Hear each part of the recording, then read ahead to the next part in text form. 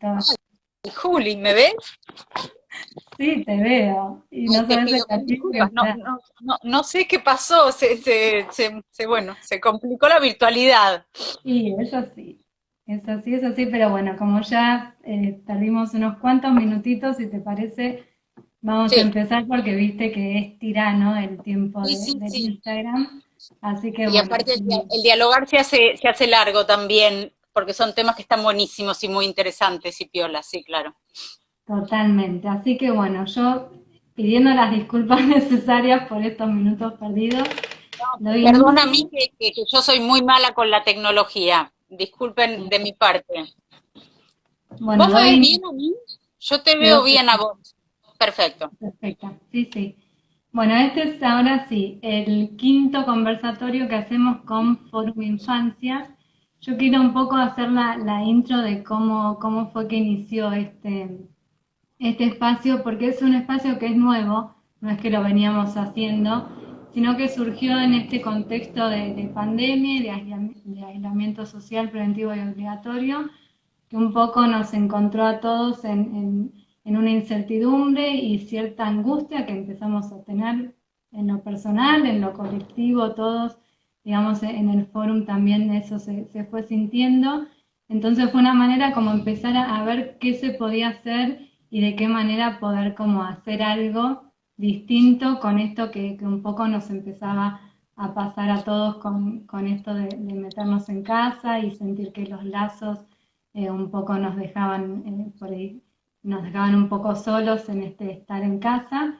Entonces, bueno, así fue como con Forum empezamos a ensamblar ideas creativas, a poder como reinventarnos en este hacer y entre otras cosas de ir readaptándonos, también surgió esto nuevo y otras cosas también nuevas que empezaron a aparecer y bueno, y así se fue iniciando estos diálogos que hoy estamos como nosotras dos, pero también en lo previo, en los inicios estuvieron Beatriz Janín con Sebastián Sequeiras que dieron inicios. Beatriz Janín es la presidenta de Foro Infancia. Después estuvieron Gisela Ontoilis y Graciela Ciber, Ariana Legovic y Juan Bassen. En el último estuvieron Silvia Morisi y Joana Kettler.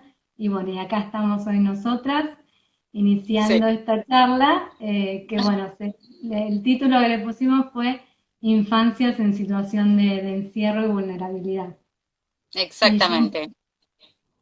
un poco, si te parece, lo que voy a empezar a hacer es presentarnos como para que la gente sepa quiénes son estas dos personas que no tenían idea de cómo hacer un vivo Que y de están repente dialogando de repente acá en el Instagram. Sí, claro, por supuesto. ya, a pesar de las complicaciones acá estamos. Pero Sí. bueno, te voy a presentar, Carlita, cortito. Bueno, presénteme. Y te voy a leer porque el currículum No, sí, bueno, es sí, chiquito, dale. no lo iba a aprender. Así, Pero cortito. bueno, Carla Elena es psicóloga social, ella es diplomada en violencia familiar y género, en derecho de niñez y adolescencia, también en discapacidad y tiene posgrados en lo que es educación sexual integral, desafíos de la implementación en el ámbito educativo y comunitario. También estuviste en Despatologización de las Diferencias, sos columnista en Sudestada, Sí. docente, y bueno, y acá estás con nosotros. Y bueno, Y yo me trabajo en el presento, Estado hace 20 años como empleada. Eso no nos da una mirada de lo que sucede en el Estado, a vos y a mí. sí, exactamente, es un dato, aparte para esta charla es Sí, importante. Por justamente, todo claro.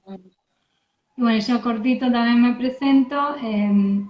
Soy Julieta Inza, soy psicóloga, estudié en la UBA, después hice mi concurrencia hospitalaria en el Hospital Tobar García, tengo un posgrado en psicoanálisis vincular.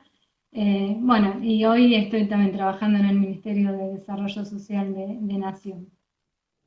Y a mí, Carlita, me parecía como importante presentarnos porque lo que quería resaltar es esto, que las dos tenemos como experiencia en lo que es el trabajo con familias que están viviendo y atravesando situaciones de vulnerabilidad. Y Ujú. yo con lo que quizás quería empezar, como para resaltar de alguna manera, es un poco repensarnos en esta palabra vulnerabilidad, porque a mí la sensación que a veces me da es que a veces el discurso hace que ciertas palabras vayan como perdiendo peso, se hacen tan cotidianas y tan en bocas de todos Ujú. que pierde el peso de lo que realmente es vivir en vulnerabilidad y en situaciones que realmente implican un sufrimiento y un malestar, donde lo más básico y lo que es el sostén más primario muchas veces no está. Y en ese Sí, hay a sentido, veces una naturalización de términos que finalmente terminan como recorriendo los discursos sin tener el peso y la verdadera importancia que tienen. Sí, totalmente, creo que es muy importante valorizar esa palabra y entenderla, y comprender lo que totalmente, representa. Sí, y como vos decís, entendiendo que es una construcción social, que no sí, es algo en natural, que viene dado y que exactamente, forme parte del ADN de las exacto. familias que están atravesando esas situaciones, que es algo, una Ujú. construcción que deviene de años y de historias, de decisiones y de también de sociedades que de alguna manera van habilitando que eso se vaya no solo existiendo, sino que también se vaya profundizando. Y no nos podemos olvidar acá, Juli, de políticas de Estado que van haciendo que esto suceda también, ¿no? Porque el Estado no presente o un Estado ausente a veces genera también políticas que aumentan la vulnerabilidad de gran parte de la sociedad. Ujú, totalmente, totalmente. Entonces, me parece que como para darle como marco a esta charla, me parecía que era algo importante a mencionar y por ahí ahora para avanzar un poco más, Dale. lo quería mirar quizás como, no sé, a mí me gustaba mirarlo como esto, como la contracara de esto que acabo de decir de alguna manera, porque acabo de decir que la vulnerabilidad es una construcción social, pero después me parece que hay otra cosa que tiene que ver más, quizás acá cambiaría de la palabra vulnerabilidad lo que es la fragilidad, que es la fragilidad humana, que eso sí es algo más que si se quiere es más propio del ser humano y si se quiere es en lo que esta pandemia hoy nos puso de frente a Ujú. tener que transitarlos todos de alguna manera. Entonces yo el otro día pensando, de alguna manera me puse a pensar esto de decir, bueno, nosotros estamos hoy quizás muchos enfrentándonos con esta situación de fragilidad de la vida, de que un bichito que ni siquiera vemos un día vino y nos dijo se van todos para adentro porque si no acá no queda nadie y estamos hablando de enfermedad y estamos hablando de muchas veces fallecimiento.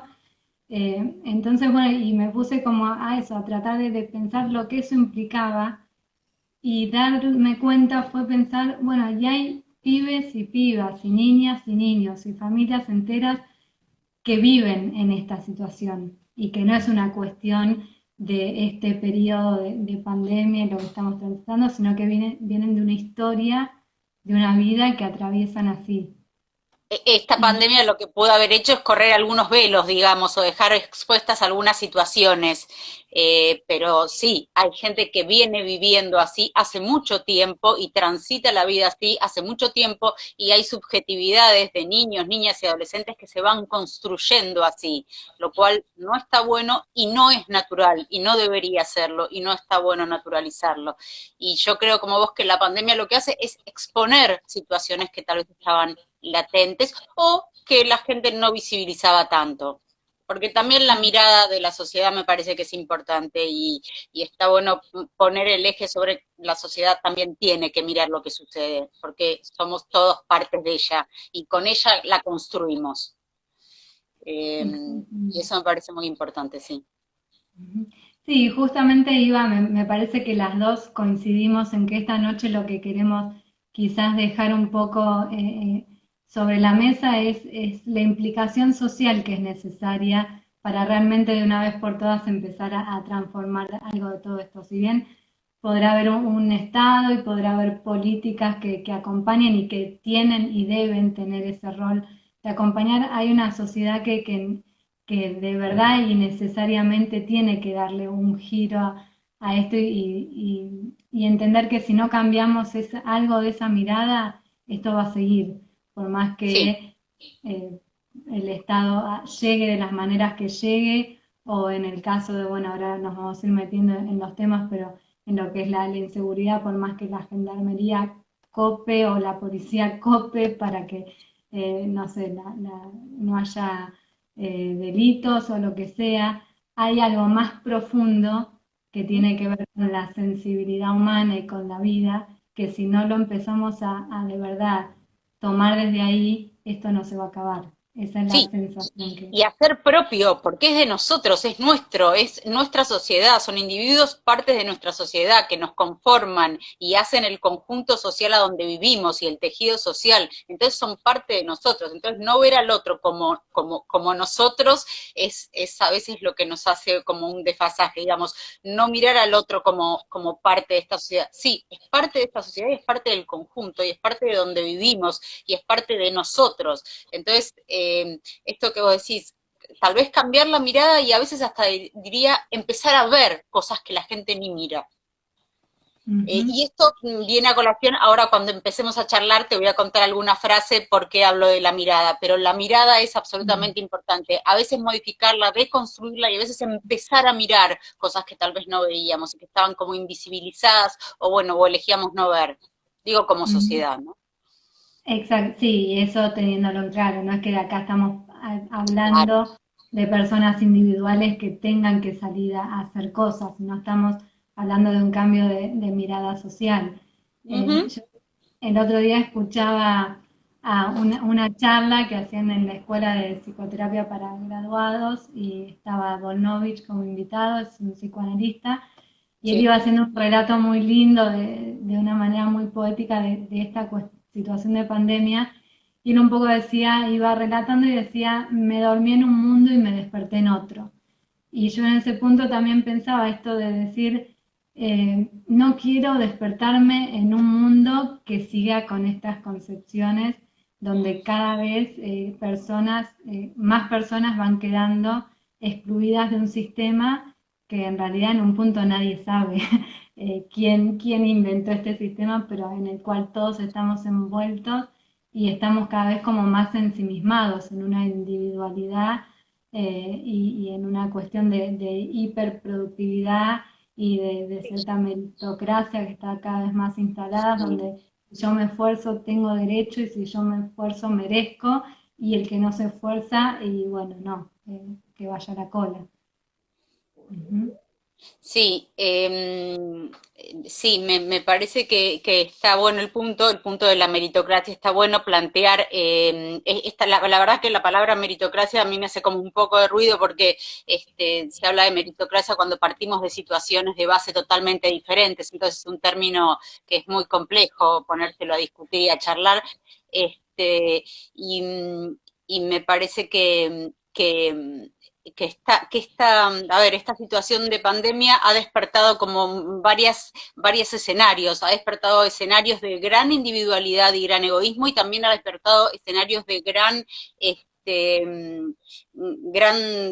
gran equipo, gran construcción, gran tejido de tramas vinculares, de redes sociales, se han construido redes para poder alojar a situaciones y a personas que están en estado de vulnerabilidad, que es muy importante y me parece que, bueno, esto es de lo que vamos a empezar a hablar y eso también es bueno verlo y creo lo repito, me parece que el Estado en este momento está con algunas acciones y actividades poniéndose la situación al hombro y teniendo algunas actividades y conductas y acciones y programas bueno, para intentar pasar esto lo mejor que se pueda dentro de lo trágico y tremendo que es. Y más porque, como hablamos, ni las infancias, ni las adolescencias, ni las adulteces se viven de la misma manera. Y las infancias en la pandemia y en este momento de cuarentena no se están transitando de la misma manera claramente. Es ujú. muy diferente transitarlas en diferentes espacios y ámbitos. Mira, me llevaste justo al punto porque yo un poco vine hablando más como desde quizás la parte más difícil y más, sí, mala de la sociedad, si se quiere, de lo que somos como sociedad, y también de quizás cuando el Estado no puede llegar o no Mm, llega, no importa si puede o no, y vos me trajiste esta otra parte bueno, lo que sí el sí, Estado quizás está pudiendo y está haciendo a pesar de todo lo que aún falta construir y transitar, que es mucho. Pero bueno, sí, yo un poco me fui por este lado para tratar de empezar a meternos desde quizás a pensar este tema que ahora vamos a ir desplegando desde nuestra propia fragilidad, tanto la mía, la tuya, como seres humanos, que recién veníamos contando esta fragilidad de la vida y también quienes nos están escuchando. sí, Entonces, por si te supuesto. parece, yo Sí, dale, voy a leer un poema que dale, dale, vamos arrancamos porque si no, a Juli, se nos va a ir el tiempo con nuestra charla, ¿sabes? No. Sí, pensar dale, y sí, ya casi que vamos con vamos el poema hermoso. dale. Bueno, lo leo rapidito y ya Dale. avanzamos. Bueno, el poema se llama El despertar y es de Alejandra Pizarnik y dice así: Señor, la jaula se ha vuelto pájaro y se ha volado y mi corazón está loco porque aúlla la muerte y sonríe detrás del viento a mis delirios. ¿Qué haré con este miedo? Ya no baila la luz en mi sonrisa, ni las estaciones queman palomas en mis ideas. Mis manos se han desnudado y se han ido donde la muerte enseña a vivir a los muertos. Señor, el aire me castiga el ser. Detrás del aire hay monstruos que beben de mi sangre. Es el desastre. Es la hora del vacío no vacío. Es el instante de ponerse rojos a los labios, oír a los condenados gritar, contemplar cada uno de mis nombres ahorcados en la nada. Señor, tengo 20 años. También mis ojos tienen 20 años. Y sin embargo, no dicen nada. Señor, he consumado mi vida en un instante. La última inocencia estalló. Ahora es nunca o jamás. O simplemente fue. ¿Cómo no me suicido frente a un espejo y desaparezco? Para reaparecer en el mar donde un gran barco me esperaría con las luces encendidas. ¿Cómo no me extraigo las venas y hago con ellas una escala para huir al otro lado de la noche? El principio ha dado a luz al final. Todo continuará igual. Las sonrisas gastadas, el interés interesado, las preguntas de piedra en piedra, las gesticulaciones que remedan amor. Todo continuará igual. Pero mis brazos insisten en abrazar al mundo, porque aún no le enseñaron que ya es demasiado tarde para hacerlo. Señor, arroja los féretros de mi sangre. Recuerdo mi niñez, cuando yo era una anciana. Las flores morían en mis manos, porque la danza salvaje de la alegría les destruía el corazón. Recuerdo las negras mañanas de sol, cuando era niña, es decir, ayer, es decir, hace siglos. Bueno, hermoso, emocionante, hermoso, divino, Pues este, avanzamos. genial. Bueno, me parece hermoso para comenzar esto y hablando de la niñez. ¿Sabes qué? Voy a hacer una acotación que estuve leyendo en estos días y leía a Carlos Esclier cuando hablaba del tiempo de la infancia y decía que a la niñez no se le puede quitar el tiempo de la infancia, ese tiempo de no tener tiempo, el tiempo sin tiempo. Y decía que la niñez sin tiempo de infancia si creamos una niñez sin tiempo de infancia, no hay futuro para la humanidad. Y me parece que es Mm. esencial esto, entender que las niñeces tienen que tener tiempo de infancia, tienen que tener esa posibilidad de venir, de construcción, de hacerse, de crearse, de trazar, de narrar. Y, y bueno, y así podemos empezar a hablar de las infancias vulneradas y si querés podemos empezar con las infancias que transitan tal vez en algunos contextos de encierro, si te parece empezamos por ahí, como quieras. Eh, Sí, sí, porque yo tenía muchas ganas de que me cuentes y que nos cuentes a todos los que estamos cómo es tu experiencia en la cárcel de Devoto y cómo llegaste. bueno, Si voy a querés intentar arrancar por hacer ahí. como un resumen así para no volverlos locos y no tampoco aburrirlos. Yo llego a la cárcel de Devoto porque yo voy como tallerista invitada. Ese es mi rol, digamos. Yo voy como tallerista invitada al Centro Universitario de Devoto, que es un centro universitario, es la UBA, dentro de la cárcel de Devoto. La cárcel de Devoto es una cárcel de 1927, que es la única que está en la capital federal, que hoy no puede ser demolida porque es un sitio de la memoria, porque ahí se han cometido crímenes de lesa humanidad. Entonces no puede ser destruida, entonces por eso no es trasladada hoy, sino el gobierno de la ciudad hace años quiere trasladarla a Marcos Paz, a donde se está construyendo una cárcel un poco más grande para que los presos que están en Devoto puedan ir. Pero el traslado no es efectivo porque la cárcel esa no se puede demoler y la gente que está construyendo en Marcos Paz quiere el predio de Devoto. Llego ahí Mm. porque hago un curso con Claudia Cesaroni, que es una abogada que tiene muchas causas de internos que están en Devoto, y ella dicta un curso sobre la pena privativa de la libertad, sobre qué es la pena privativa de la libertad, qué es la pena, para qué penamos, por qué penamos. Mm. Bueno, con este curso terminamos hablando de Devoto, del centro universitario, y así empiezo a vincularme con internos que están en el centro universitario a través de Facebook, sí, de redes sociales, porque ellos en el centro universitario de Devoto, donde van a estudiar, que tienen 6 carreras, aparte de talleres y aparte de otras actividades que pueden hacer, tienen conexión a internet, a las redes, entonces pueden establecer conexiones con gente que está en el afuera, se enteran de todo lo que sucede afuera, y así empiezo a tener vínculo con ellos, a hablar con los internos, y me invitan a participar como tallerista. Los talleristas son alumnos de psicología, en general de la UBA, que van a hacer sus pasantías y dan talleres en el centro universitario. Yo, al ya no ser, digamos, estudiante de la carrera, voy como tallerista invitada.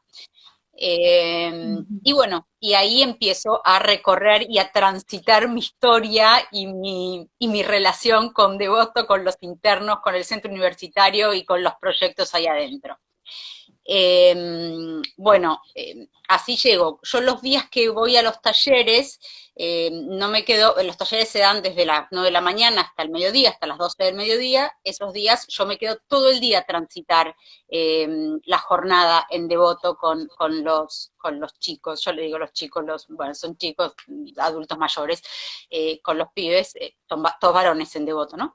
Y me quedo todo el día a transitar, digo, estoy en el taller, después como con ellos, después estudiamos en la biblioteca, la banda de música ensaya y yo estoy también, ellos tienen asambleas ahí adentro también para ver cómo se van a manejar con el Servicio Penitenciario Federal o si tienen algún reclamo, cómo exponerlo, tienen mesas de ayuda para poder ayudarse entre los internos, los que recién entran con los que están hace mucho tiempo. Entonces, lo que circula adentro del centro universitario es un ambiente de gran grupalidad, una trama vincular tejida muy importante y una red que sostiene a ese centro universitario, porque siempre está como amenazado bueno, de ser, no quiero decir destruido, pero bueno, sí, de desaparecer. Entonces ellos generan una gran grupalidad para poder sostener este espacio que es tan importante para ellos, que no es solo de estudio y de recibirse de abogado o hay 6 carreras, abogacía, contador, administración de empresas, informático, sociología, psicología. más allá de recibirse de alguna de estas profesiones, es armar grupo, es armar proyecto, es vincularse entre ellos, y es poder, lamentablemente, a veces, tener que enfrentarse a situaciones de la cotidianidad que padecen, que son eh, situaciones violentas que tienen a veces con el servicio penitenciario, requisas muy violentas, o reclamos que no son oídos, entonces que después se terminan transformando en motines como salen en la televisión, pero es un reclamo que viene hace mucho tiempo. Bueno, y así es que yo me vinculo con ellos y ellos empiezan a contarme sus relatos y yo los míos. Sin ida y vuelta. Claro, es claro, esto es lo que yo quiero decir, digamos, mi intención ahí cuando yo me quedo más allá del taller que los chicos de psicología proponen, o a veces los internos le proponen a ellos y ellos y los chicos lo arman, yo me quedo porque me interesa ver cómo transitan la vida ahí personas que van a estar 10, 15, 20, 22 años de su vida ahí adentro metidos, y cómo hacen para enfrentar la dificultad que es el encierro, y es el encierro en un lugar a donde no debería ser como es, más allá de lo que vos hayas cometido como delito. Nosotros acá, digamos, ni vos ni yo en Devoto estoy juzgando el delito que cometió cada uno de los internos. Lo que sí estoy segura es que ninguna de las personas puede estar presa, privada de su libertad en un estado de vulnerabilidad, de falta de derechos, de falta de higiene, de no trabajo, de hacinamiento, porque es muy difícil construir algo desde ahí. Y lo que se construye es algo con mucha angustia, con mucha tristeza y con mucho dolor. Sí, y se nota, discúlpame que te corte un Por favor. minutito, eh, se nota en tu sentir y en cómo lo relatás, porque yo recién te venía escuchando primero del centro universitario y de todo lo que ahí se genera, incluso me llevó a pensar justo ayer lo escuchaba a Miguel Toyo en una radio que él en algún momento trajo a Silvia Bleichmar, que habla de que la escuela es para generar sueños y un poco lo decía refiriéndolo a las infancias, pero yo dije, ahí bueno, ahora pienso, ¿por qué no en los adultos esto de poder tramar sueños, tramar proyectos, tramar oportunidades? Y de repente te escuché empezar a hablar de ya más lo que es la situación cárcel y vivir en esas condiciones y en esa situación, y ya tu tono y tu manera de contarlo habla de esa situación tan frágil justamente como Bueno, decía. de esto lo hablábamos la vez pasada y yo lo puedo contar. La primera vez que yo fui al centro universitario, la primera vez que yo fui al centro universitario y a la cárcel. Es una cárcel muy antigua, digamos, es una cárcel de las más antiguas, una cárcel muy grande con muros muy densos, está muy poco conservada ediliciamente, tiene rejas de hierro que todavía se mueven a mano, con cadenas. Entonces, para entrar, a mí no me requisan porque yo voy como docente, digamos, pero sí me controlan, no puedo llevar ningún objeto, no me puedo quedar con nada, mi identidad ahí pasa a ser una tarjetita que es un plástico así y yo soy esa, digamos, pierdo eso, no me puedo ir de ahí, no tengo el documento, no tengo el celular, no tengo nada. Recibí varios retos antes de entender que no podía llevar más nada, porque cada vez que iba me retaban. Y nada, y en un momento, esto cuando charlábamos el otro día, lo comentaba, que dije, ¿cómo hago si en este momento quiero irme de acá ya? En un momento me pasó esto de sentirme ahí en la cárcel, habiendo pasado todas las rejas para entrar y todas las como requisas para poder llegar, decir, bueno, me quiero ir ya. Y la sensación de no me voy a poder ir ya porque tengo que pasar por rejas y rejas densas y muros y servicio penitenciario que me controla para irme, que me pide cosas. Entonces era una sensación que me agarró la primera vez que fui de bastante angustia, que después fue cambiando porque yo fui generando, y ellos también conmigo, un ambiente de confiabilidad, yo me fui sintiendo mejor, el centro universitario es muy alojador, y al tener ya una confianza con los internos, me siento mejor, y bueno, y ya no me fue pasando, pero el primer día, Ujú. en un momento dije, me quiero ir ahora, y yo, si me quiero ir ahora de acá hasta 1 hora y pico, no voy a poder salir de este lugar. Y bueno, y ahí pensar que, bueno, pensaba y reflexionaba, hay pibes, tipos que se pasan 22 años de su vida acá adentro sin poder salir, y no van a poder irse aunque pase media hora o 1 hora. Y ese día tuve que salir y caminar, yo camino, pero más o menos, pero tuve que caminar como 15 cuadras después para poder despejarme y poder despejar mi cabeza y sentir el aire en mi cara y salir de esa cárcel y bueno, y no sé, relajarme, mirar la vida de otra manera, de otro lugar, Totalmente. De habiendo otra estado 9 horas perspectiva. encerrada en el penal. Pero encerrada, digamos, porque yo elegí hacerlo, ¿no? Ujú. Carlita, perdón, ¿puedo un minutito? Sí. Porque estoy yo en la medida que puedo, pero no son muchas las veces que puedo, trato de ir leyendo lo que van compartiendo. Ah, sí, claro, gracias, Juli. Alguien hace un comentario que dice que esto es una charla muy politizada. Yo la verdad primero les agradezco a todos los que están del otro lado escuchando y agradezco también a quien hace este comentario porque nos da lugar a decir, nosotros en realidad lo que queremos es visibilizar que hay infancias justamente en plural, infancias que están viviendo y transitando vidas en las que pueden tener garantizado cierto sostén y cierto alojo de adultos y hay otras que no. Y entonces nos parecía que era una manera también de darle lugar a que esto también pasa en nuestro país y pasa en el mundo y que es necesario no solo visibilizarlo, sino, como decíamos antes, implicarnos como sociedad en eso. No Y tiene que eso, ver con Juli, política. no puede no ser un hecho político. O sea, yo entiendo Exacto. lo que la persona Sí, plantea, sí, pero sí, en implicarnos, realidad. hablar de esto, ir a un centro universitario, dedicarnos a esto, Exacto. trabajar las dos en el Estado, no deja de ser un hecho político, porque todas nuestras acciones lo son. Exacto. Claro. Entonces, esta charla es política, porque lo que hacemos en nuestra cotidianidad son hechos políticos, quiero decir. Sí, la Lo que diste pasa es que vuelta la de palabra manera política está justa. asociada como a no sé, pero quiero decir, y aparte hay algo que nosotros recalcamos en un principio, estas infancias vienen teniendo una historia de vulneración de hace mucho tiempo y de estado, de estar vulneradas hace mucho tiempo y de vivir en un estado de fragilidad hace bastante tiempo. Que bueno, que esta pandemia dejó expuestas y bueno, y hay medidas que se toman en pos de esto, digamos. Sí, Pero lo que quiero hablando decir de es que eso, te nuestra quería hacer charla una pregunta. es un acto político. Totalmente, sí, me diste el pie justo porque se trata de eso. Yo lo dije en el sentido, me pareció que el comentario tenía que ver con algo partidario y que no estaba hablando de la Ok, política en sí mismo, entonces lo total, dije en ese sentido.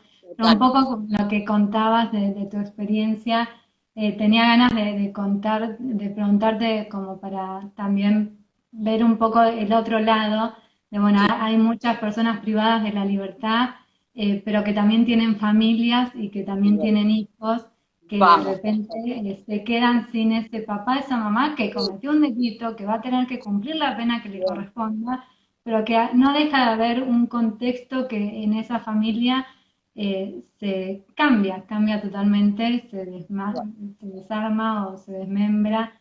De eso que nos puedes contar. Mira, sí, en la Argentina más o menos tenemos alrededor de 90.000 personas privadas de la libertad. Esto implica que más o menos hay 150.000 niños, niñas o adolescentes que han quedado con una familia, bueno, un tanto compleja.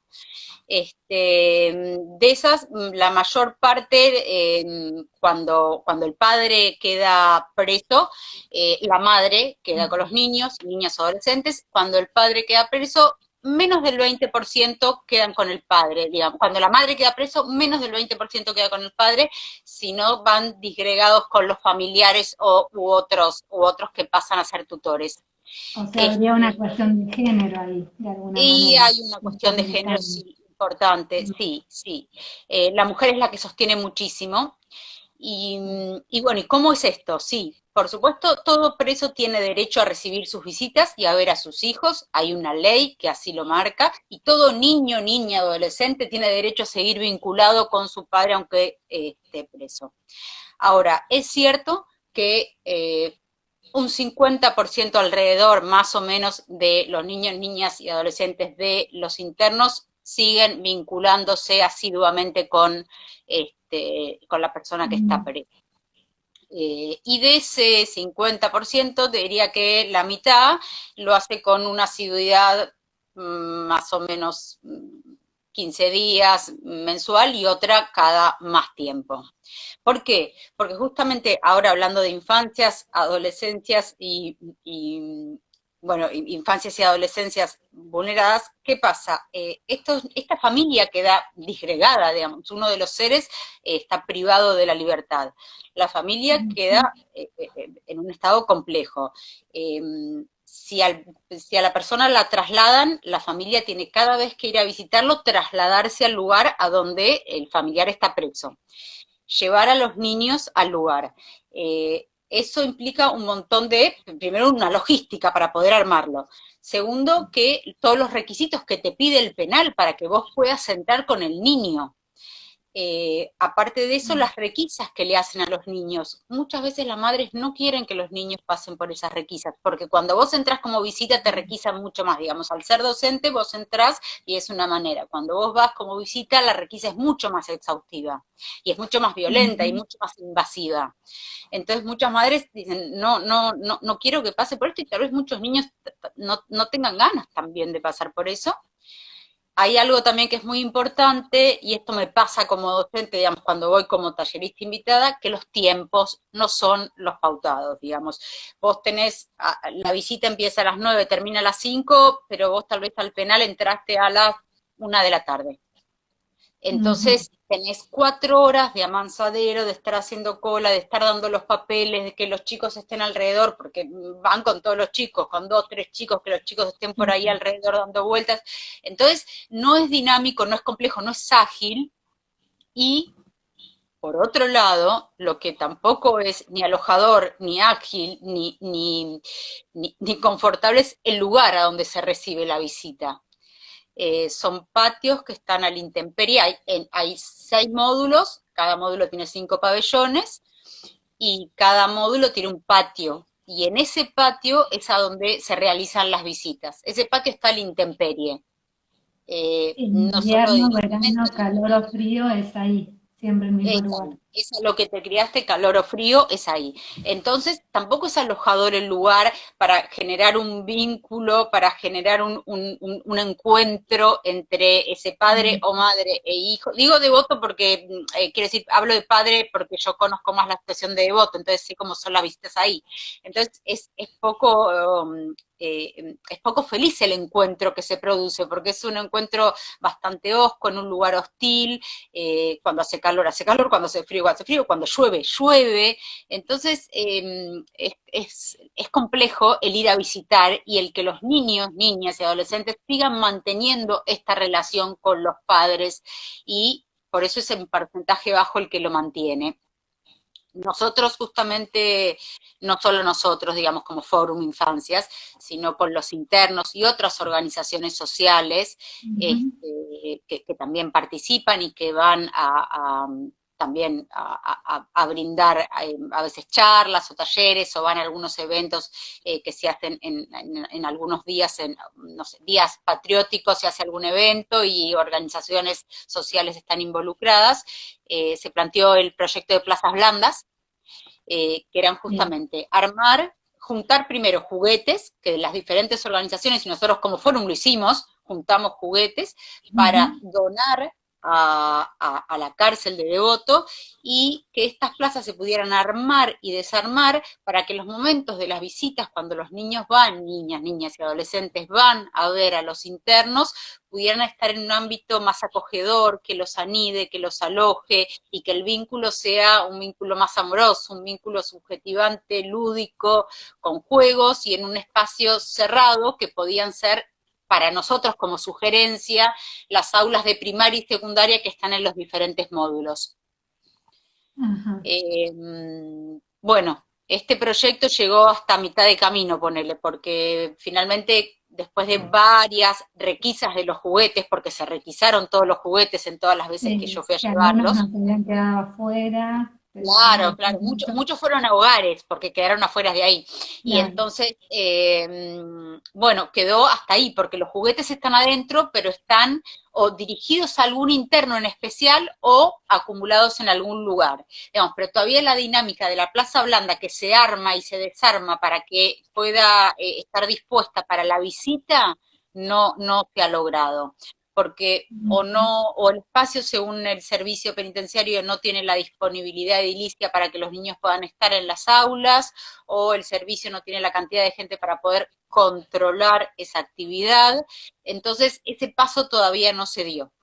Los juguetes están, pero la plaza blanda como dinámica no ha empezado a activarse. Yo Y daría espero, la y sensación ojalá. como si hubiese algo más en lo estructural de lo que es el sistema penitenciario, Sí, por para lo supuesto. cual todavía no hay lugar. Me parece que Sí. hay mucho que transformar a nivel de estructura para hacer lugar justamente a esto que decías hoy, a la infancia desde el juego, a la infancia desde el lazo y desde algo más alojador que la mirada penitenciaria hoy no tiene. Porque irse, si no, también de ese encuentro es muy angustiante para el niño o niña que va. Irse de ese lugar que tenés que pasar por la requisa, por el tiempo, por el traslado, y estar en ese lugar que no te aloja para nada, es muy angustiante también. Entonces, la verdad es que es muy difícil y por eso las infancias de las personas privadas de la libertad, las infancias de los niños y niñas de las personas privadas de la libertad es bastante compleja, por lo pronto en relación a ellos. Y aparte también hay una cosa que es esencial, Juli. Si muchas veces el padre entra preso, hay un ingreso que deja de tener la familia.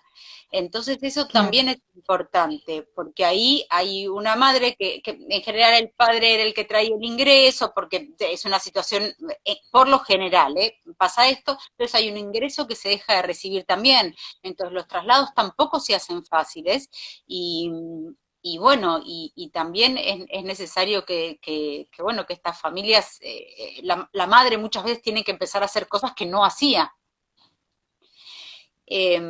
Bueno, y en pos de esto hay algunas, a ver, hay algunos programas estoy mirando justamente eso, hay algunos programas que tiene el Estado para monitorear cómo están las cárceles o cómo están las residencias. Las residencias son cuando los niños, cuando son jóvenes, no adultos, digamos, no adultos ya para entrar a una cárcel, sino a residencias. Desde los 18 hasta los 21 años se van a residencias, no vas a la cárcel.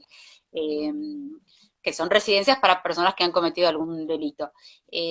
Tiene el Estado tiene algunas comisiones que monitorean cómo está ediliciamente, cómo los tratan, cómo se sienten, el lugar, la higiene.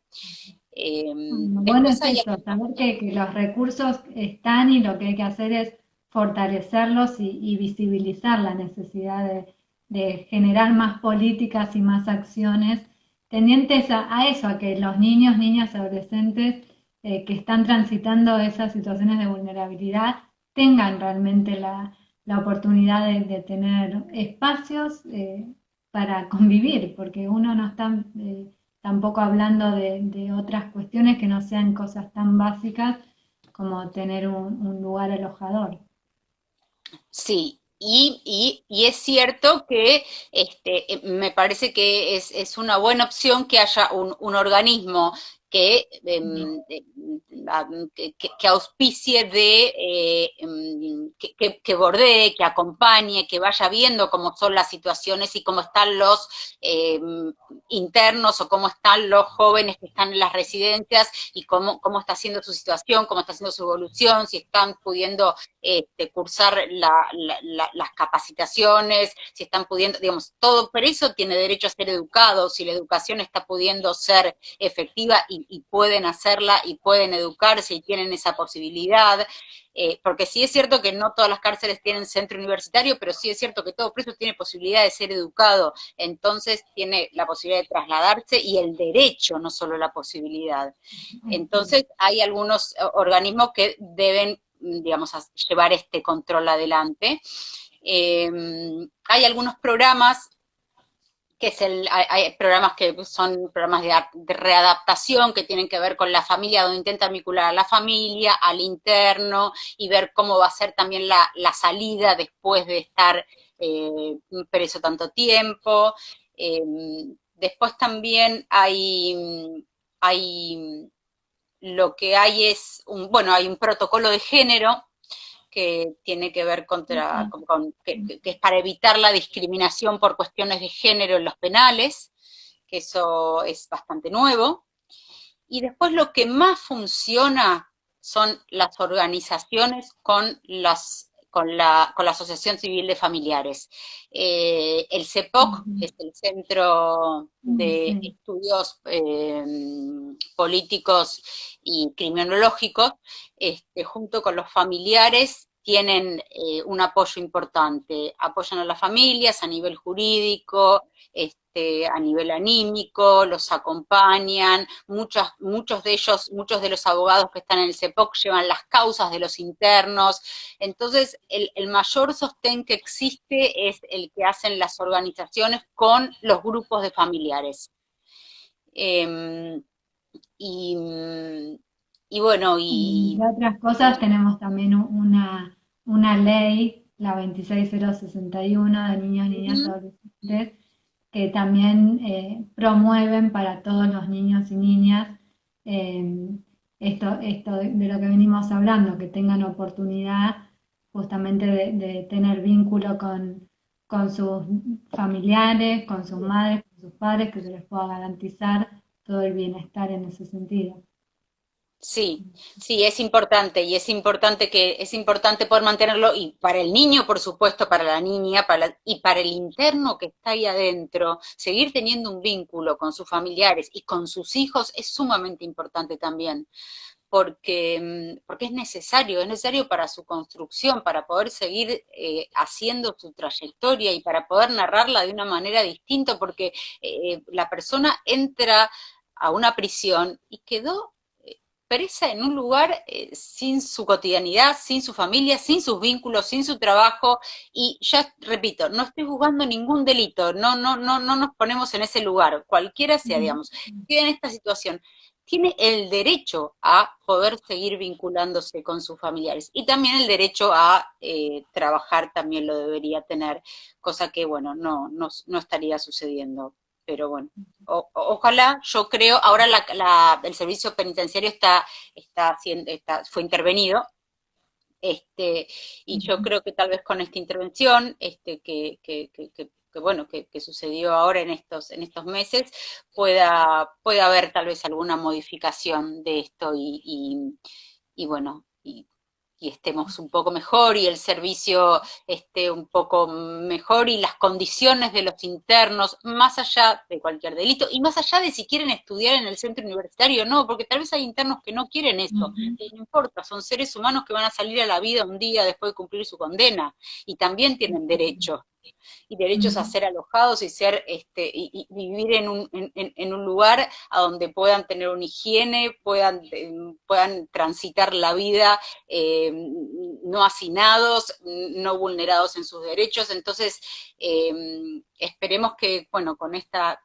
intervención ahora las cosas mejoren un poco y sobre todo para esto que hablamos, que las infancias puedan tener una trayectoria y un recorrido en la visita que sea un poco más amigable por lo pronto. Ujú, exactamente. Carlita, yo la verdad que lo estoy lamentando un montón y más me lamento los minutos previos que tardamos en Sí, iniciar, pero perdón. nos están quedando 5 minutos y nos No nos quedaban queda un nada. Y montón me de tenemos que ir. temas para poder charlar, pero bueno, vamos a tener que ir cerrando y el tema de lo que son los hogares, los paradores, Sí. va a tener que Bueno, quedar para Ese nos otro día. quedó, es un tema que nos quedó, que es importante, que el de las otras infancias que habíamos nosotras puesta como eje en este momento que están pasando y transitando un momento de gran vulnerabilidad, son las infancias que están en hogares, en paradores, en hoteles, en centros de integración, a donde, bueno, se encuentran en un estado de hacinamiento, se encuentran conviviendo gran cantidad de gente en un poco espacio, Ujú. la posibilidad de continuar con el estudio, digamos, existe, pero es mucho más precaria, digamos, no hay no es que Exacto. tengo la computadora y me conecto por Zoom con mis amigos o con la maestra, digamos, no, ahí hay un teléfono y es un teléfono para 120 y vemos cómo hacemos, digamos, es complejo y esto es lo que quiero decir. No es que esto es de ahora, ahora tal vez se corrieron algunos Ujú. velos y pudimos ver algunas cosas que quedaron más expuestas. Esto sucedía Exacto. antes también. Ujú. Totalmente, Eh, totalmente de acuerdo. sí No voy quiero, a agregar nada más para que podamos hacer el cierre que queríamos. ¿Que te quedó algo por decir? No, lo que sí quiero recalcar es que sí hay algunos programas importantes que están teniendo impacto para poder Mm. otra vez de alguna manera lograr entramar el tejido social bueno, que estaba un poco destejido, por decirlo de alguna manera. Vulnerable. Y eso es Ujú. importante, el IFE, el Totalmente. Plan Nacional contra el Hambre, digamos, hay algunas cosas que me parece que son importantes recalcar Sí, porque ayudan, porque son necesarias y bueno, y es reconstruir un tejido social fundamental como exacto. sociedad. Ujú. Bueno, yo para ir cerrando voy a contarles que el próximo conversatorio es el jueves 13 del 8. Van a estar Mariana Basner y Carmen Fusca de Fórum Infancias hablando de la vuelta al cole, complejidades del antes y el después. Va a ser muy interesante, los Bien. esperamos. Yo no sé si voy a llegar a leerla toda, esta frase con la que queríamos terminar Es de la hermosa esa, fallecida Juli. Alfonso Moyés, pero bueno, arranco y si se nos Sí, corta, se nos corta. dale, Pero bueno, vamos. dice así, la desigualdad es una gran forma de violencia. Ciudadanía y derechos son cosas que o todos tenemos o nadie tiene. Si yo tengo derecho a tomar agua y tú no lo tienes, yo no tengo derecho, yo tengo un privilegio. Si no todos tienen derecho, nadie tiene derecho.